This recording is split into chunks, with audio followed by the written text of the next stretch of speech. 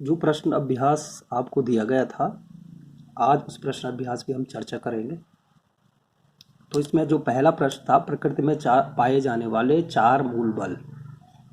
कौन कौन मूल बलों के नाम लिखना है। तो ये 4 मूल बल हैं। पहला है गुरुत्वाकर्षण बल,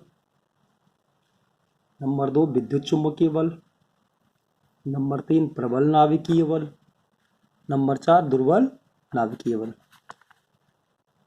तो इनमें सबसे जो कमजोर बल होता है गुरुत्वाकर्षण, क्योंकि हमने दूसरा इसमें साथ में था कि इनके प्रबलता के बढ़ते क्रम में हमने इनको लिखना था, यानी प्रबलता का बढ़ता हुआ क्रम क्या होगा, यानी सबसे कमजोर बल सबसे पहले आएगा। इनमें सबसे कमजोर बल होता है गुरुत्वाकर्षण बल, उसके बाद दुर्बल नाभिकीय बल, उसके बाद विद्युत चुंबकीय बल, इन दोनों से प्रबल होता है, और सबसे प्रबल होता है प्रबल नाभिकीय बल। तो ये इनका प्रबलता का बढ़ता हुआ क्रम। यदि घटता हुआ क्रम हमारे पास आएगा तो हम विपरीत लिख लेंगे, पहले सबसे प्रबल, उसके बाद कम प्रबल और सबसे कमजोर। तो ये दूसरा प्रश्न था कि यदि ये हमें लिखना था कोणीय संवेग संरक्षण का नियम लिखिए। तो यदि बहुत सारे कोणों का कोई निकाय है, तो उस पर यदि कोई बल आघूर्ण कार्य न करे, कोई बल आघूर्ण यदि कुछ भी कार्य न कर रहा हो, तो तब उसका कोणीय संवेग नियत रहता है, कोणीय संवेग बदलता नहीं है। ये बाद में भी हम पढ़ेंगे चैप्टर में कि कोणीय संवेग एक्चुअली जो है रेखीय संवेग का आघूर्ण होता है। घूर्णनगत यदि कोई कण कर रहा हो, घूम रहा हो, घूर्णन किसी अक्ष के प्रति कोई कण यदि घूमता है, तो उसके जो संवेग संवेग हम जानते हैं क्या होता है, द्रव्यमान और वेग का गुणनफल संवेग होता है।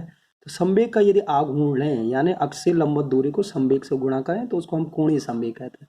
तो यदि बल आघूर्ण यदि किसी वस्तु पर कार्य न कर रहा हो, नहीं लग रहा हो, 0 हो उसका मान, तो उस स्थिति में उसका कोणीय संवेग संरक्षित रहता है, यानी नियत रहता है, अर्थात बदलता नहीं है। जो उसकी वैल्यू है वही रहती है, लेकिन शर्त क्या है, उस पर कोई बल आघूर्ण नहीं लगना चाहिए।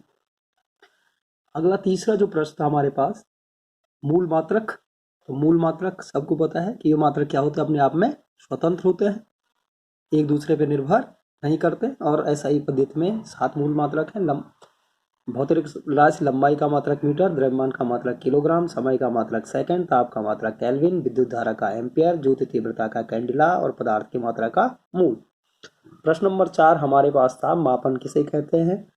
तो किसी भौतिक राशि की उसकी मात्रक से तुलना ही क्या कहलाती है, मापन कहलाती है। जैसे हमने किसी पेंसिल की लंबाई नापनी है, वो 15 सेंटीमीटर आई, इसका अर्थ क्या हुआ कि हमने उसका मात्रक सेंटीमीटर लिया है, और कितनी बार सम्मिलित है, 15 बार हमने उसको एक सेंटीमीटर से 15 बार उसमें सम्मिलित है, यानी हमने उसको उससे कंपेयर कर दिया, तुलना उसकी कर।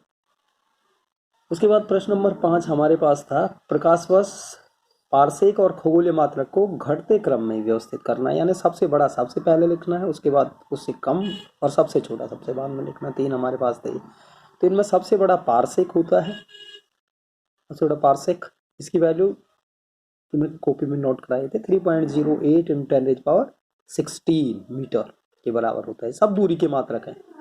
उसके बाद प्रकाश वर्ष 9.46 × 10⁻15, 3.08 10⁻16 मीटर के बराबर होता है। वो 9.46 × 10⁻15 के बराबर होता है। और उसके बाद खगोलीय मात्रक इन दिन में सबसे छोटा होता है, ठीक है, 1.16 10⁻11 मीटर के लगभग होता है।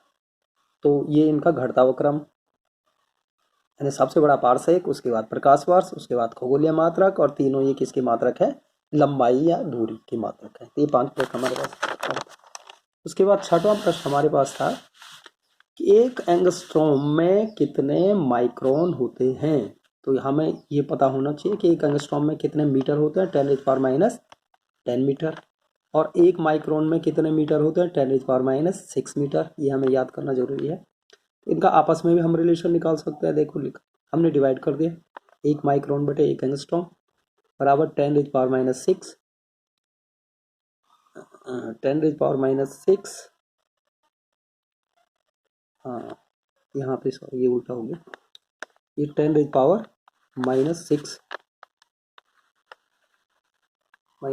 बटे 10⁻10,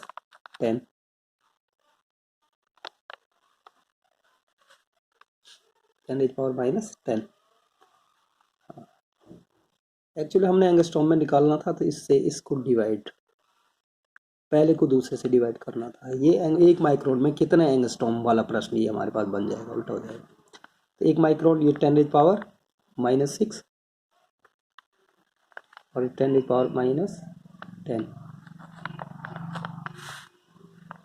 तो ये 10⁻⁻6 हो जाएगा। भाग में हम जानते हैं, डिवाइड कर दिया हमने, तो भाग में घातें घट जाती हैं। 10⁻⁻6 अंश में, इसमें से 10⁻⁻, ये 10 घट जाएगा, घात घट जाते तो ये -10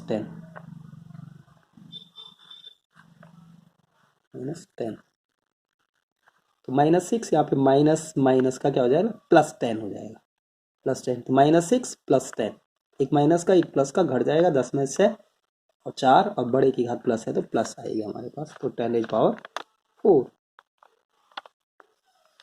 अब तो उल्टा जाएगा, देखो ये माइनस का 6 होगा प्लस का 10 होगा, -6 + 10 + 4। 1 माइक्रोन बराबर 10⁻4 एंगस्ट्रॉम आ जाएगी, 10⁻4 एंगस्ट्रॉम 1 माइक्रोन। लेकिन हमें एंगस्ट्रॉम में निकालना था, चलो यहीं पे रिवर्स, यहीं से भी शुरू कर सकते हैं। एक एंगस्ट्रॉम में इससे डिवाइड कर देंगे तो 10⁻⁻4 आएगा, यहीं पे भी कर सकते हैं, इसको हम इधर पक्षांतर कर दें तो ये इस तरह से हो जाएगा हमारे पास। 1 एंगस्ट्रॉम बराबर 1/10⁻4 माइक्रोन। ये 10⁻4 यहाँ से हमने पक्षांतर कर दिया, इसे डिवाइड में आ गए। इसको ऐसे लिख सकते हैं, 1 एंगस्ट्रॉम 10⁻4 कौंस में यदि लिखें तो ऐसा लिख सकते हैं 10⁻⁻4 माइक्रोन। तो इस तरह से हम इसको कर सकते हैं। प्रश्न नंबर 7 हमारे पास था, pico second, nano second, micro second में कितने सेकंड होते हैं। 1 पिको सेकंड, पिको जहाँ भी आएगा, पिको का मतलब 10⁻⁻12, मीटर भी आएगा तो 1 पिको मीटर 10⁻⁻12 मीटर लिखेंगे। यहाँ सेकंड है तो सेकंड। 1 नैनो सेकंड 10⁻⁹, नैनो जहाँ भी आएगा 10⁻⁹, माइक्रो जहाँ भी आएगा 10⁻⁶, 1 माइक्रो सेकंड 10⁻⁶। प्रकाश वर्ष की परिभाषा हमें लिखनी थी, तो प्रकाश वर्ष क्या होता है, निर्वात में प्रकाश द्वारा 1 वर्ष में चली गई दूरी प्रकाश वर्ष कहलाती है। तो हम निकाल सकते हैं, क्योंकि दूरी बराबर होता है चाल इंटू समय, चाल गुणा समय, चाल गुणा समय। तो निर्वात में हमें चाल प्रकाश की चाल पता होती है, 3 × 10⁸। समय 1 वर्ष है तो 1 वर्ष को हमने सेकंड में बदल दिया, 365 × 24 घंटे, फिर गुणा 60 मिनट में बदल जाएगा, गुणा 60 सेकंड में बदल जाएगा। तो सॉल्व करें तो लगभग 9.46 × 10⁻15 मीटर हमारे पास आएगा। कोटि मान निकालना, तो कोटि मान निकालने के लिए हम पहले संख्या को निकटतम 10 की घात के रूप में लिख लेते हैं, निकटतम 10 की घात। जैसे हमारे पास पॉइंट है, देखो हम यहाँ पे, यदि पॉइंट को हम आगे की सरल ट्रिक, पॉइंट को यदि हम आगे की तरफ खिसकाते हैं, क्योंकि हमें बताया था 10 की घात के निकटतम 10 की घात के रूप में लिखने के लिए पहले दशमलव से पहले एक संख्या रखता है, यानी दशमलव यहाँ के बजाय यहाँ होना चाहिए। कितने स्थान हम खिसका रहे हैं, 1 2 3, जितने स्थान खिसका रहे होते हैं 10 की घात उतने लिख देंगे। ये हो जाएगा 7.6249 × 10⁻3। कितना हमने खिसकाया था, 1 2 3, 10⁻3 आ जाएगी। और बताया था कि ये दशमलव वाली संख्या यदि 5 से बड़ी होती है तो इसकी 1 घात हम जोड़ देते हैं, तो निकटतम 10 की घात कितनी हो जाएगी, इसको हटा के एक 10 की घात बना देंगे, 3 और 1 4, तो जो 10 की घात है वही हम कोटिमान लिखते हैं। तो संख्या का कोटिमान कितनी हो जाएगा, 4। इसी प्रकार इसको हम यदि लिखें, पहले हम इसको वैज्ञानिक तरीके से लिखें, यानी 10 की घात के रूप में लिखें, तो दशमलव से पहले एक अपूर्ण, ये अशून्य अंक होना चाहिए 7, यानी अशून्य अंक हमें यहाँ मिल रहा है तो दशमलव यहाँ पे हमारे पास होना चाहिए। तो दाईं तरफ खिसकाना पड़ेगा, कितने अंक, 1 2 3 4, तो 4 7 इसको लिखेंगे 7.6 × 10⁻⁻4, दाईं तरफ खिसकाते हैं माइनस का हाथ लिख देते हैं, तो 7.6 × 10⁻⁻4 इसको लिखेंगे।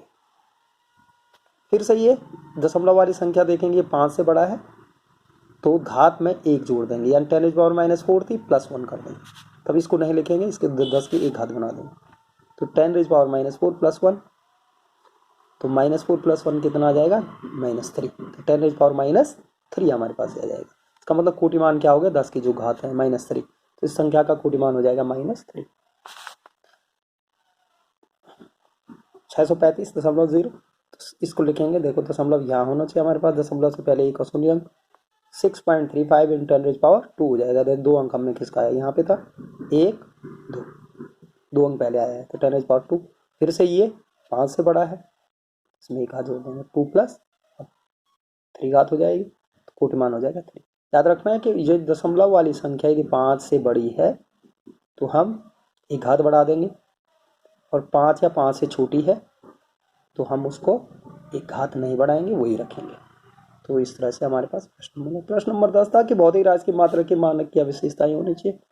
तो मानक की विशेषताएं आपको पता है क्या होना चाहिए, मानक सुपरिभाषित होना चाहिए, या समय ये अचर होना चाहिए, ये आसानी से उपलब्ध होना चाहिए। इस तरह से हम इसको लिख सकते हैं। Thank you.